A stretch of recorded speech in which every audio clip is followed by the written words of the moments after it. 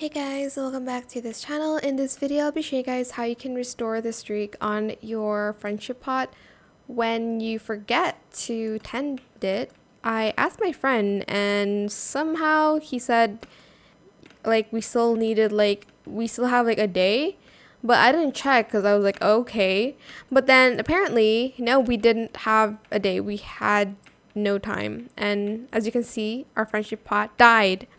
But you can restore it using Roblox, unfortunately. But to restore it, you're just going to go to the pot and restore streak here.